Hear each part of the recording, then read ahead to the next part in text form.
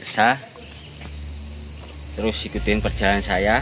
Ini saya mau menuju ke Candi Kethek, atau Candi Kethek kalau bahasa nasionalnya itu Kera. Jadi Candi Kera. Jadi jangan kemana-mana, terusin. Jadi jangan kemana-mana, terus ikutin perjalanan saya di Candi Kethek. Jadi sehabis dari Candi Cetha, pas tepat di atasnya Candi Cetha itu terdapat Puri Saraswati dan Sendang. Terus selain Sendang itu juga terdapat tempat pertapaan. Dari situ saya mau lanjut ke mana? Ke Candi Kethek. Jadi jangan kemana-mana, terus ikutin perjalanan saya di Lampah Jagat.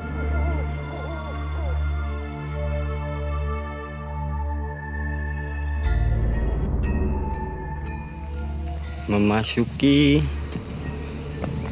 area Candi Kethek. Nah, ini saya berada di teras pertama, di halaman pertama yang berada di Candi Kethek. Nah, masuk ke dalam area Candi Kethek itu langsung merupakan teras pertama.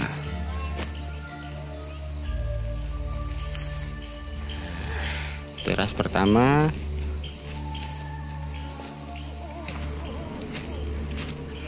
naik itu langsung teras kedua.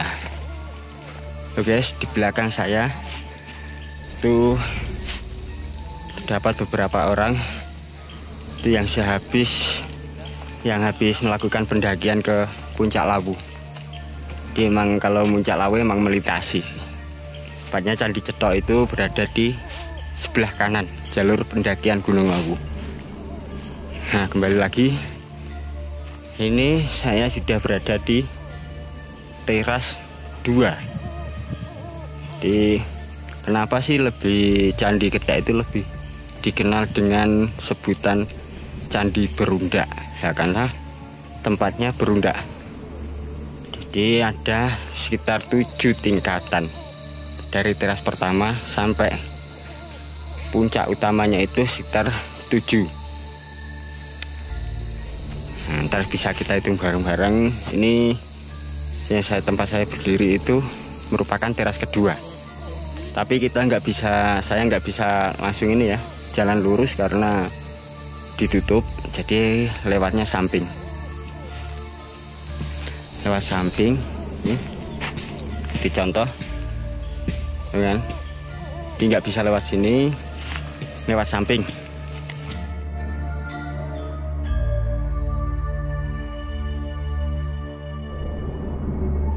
Nah, ini sebelah kiri sama sebelah kanan itu terdapat sebuah kotak ya. Tapi dulunya dipakai buat tempat apa juga nggak tahu saya, karena saya di sini juga nggak ada juru perawat atau juga menemui orang yang bisa saya minta informasi. Tapi kalau nggak salah saya ini kesini itu yang kedua kalinya, tapi udah lama ya.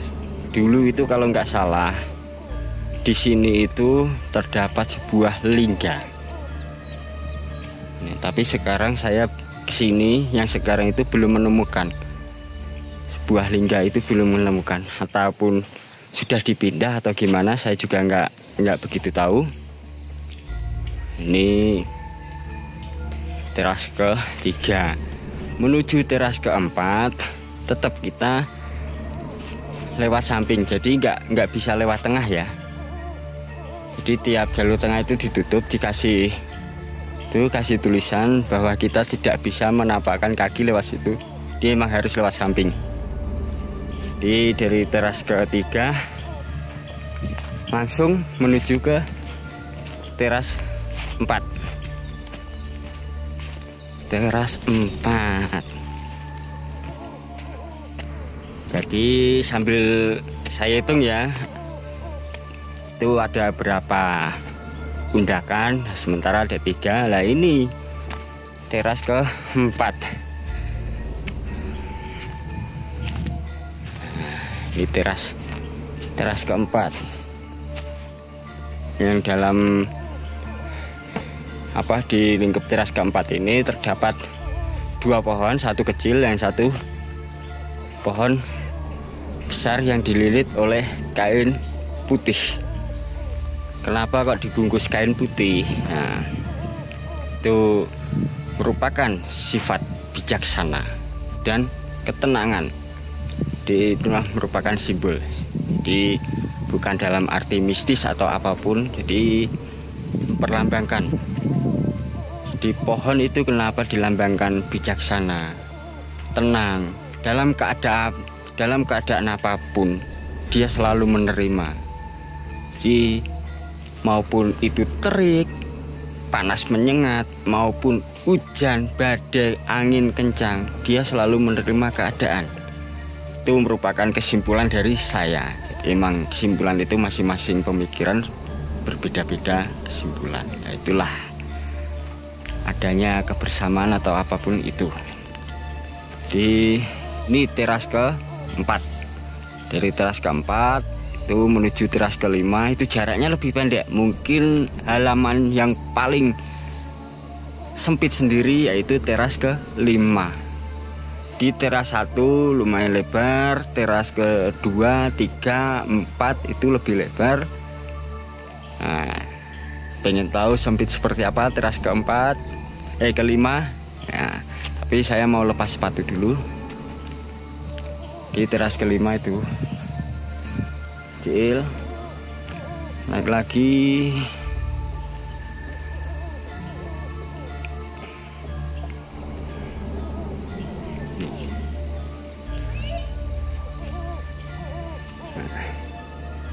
Ini dari bawah itu lebar, semakin ke atas itu halaman depannya, halaman terasnya itu enggak terlalu lebar, lebih sempit. Ini tepat berada di belakang saya itu merupakan puncak atau tempat yang dianggap suci, di tempat untuk melakukan upacara atau sembahyang. Itu berada di paling atas tempatnya.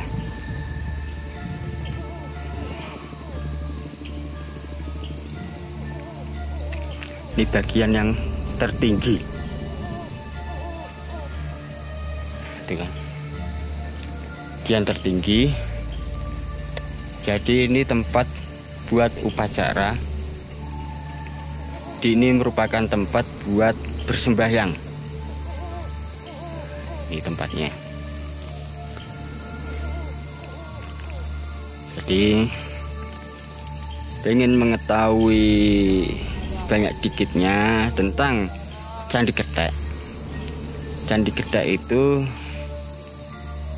dibangunnya itu antara abad ke-15 sampai ke-17. Jadi kalau menghitung tahunnya itu merupakan akhir dari ini ya, sejarah kerajaan Majapahit, di mana kepercayaan agama Buddha itu mulai pudar. Jadi di mana masa-masa akhir Majapahit itu mulai pudar. Dari sini itu menuju sampai puncak Lawu itu banyak terdapat ini ya, peninggalan-peninggalan sejarah, maupun situs-situs yang sudah ditemukan maupun belum ditemukan ya, seperti contohnya di Candi Ceto, Candi Getek, dan Candi Sukuh. Nah, Candi Getek ini merupakan tempat bangunan candi ya, tepatnya paling tinggi, mungkin kemungkinan ya itu tertinggi di Indonesia, yang berada di Pulau Jawa, yaitu di Provinsi Jawa Tengah. Nah, di dalam bangunan itu depan kan ada sebuah lingkar, itu biasanya tempat untuk menaruh dupa. Dan di dalamnya itu terdapat seperti kotak kecil yang biasa kalau saya bentuknya ya, dilihat dari bentuknya itu seperti umpak. Jadi 4 persegi itu kecil, itu berada di dalam. Nah, saya mencari lingga itu sudah nggak ada ya, mungkin sudah ditaruh di museum biar ini ya, soalnya ya namanya situs bersejarah itu emang harus dijaga dan diuri-uri. Dalam arti kenapa kok ditaruh di museum ya, mungkin satu biar ada penanganan atau perawatan lebih terjaga lagi keberadaannya, untuk menghindari tangan-tangan jahil atau tangan-tangan tidak bertanggung jawab. Seperti itu.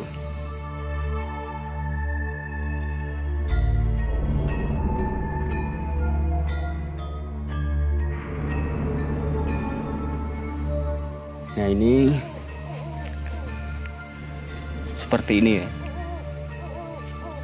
itu bentuk di paling atas ini segi empat ini seperti ini ya, seperti umpak, seperti situs-situs seperti arca apa itu saya tidak melihat sama sekali di sini ya. Mungkin dulunya ada, mungkin sekarang udah dalam perawatan di museum, ada perlindungan, jadi biar lebih aman. Inilah Candi Getek, Candi Berundak.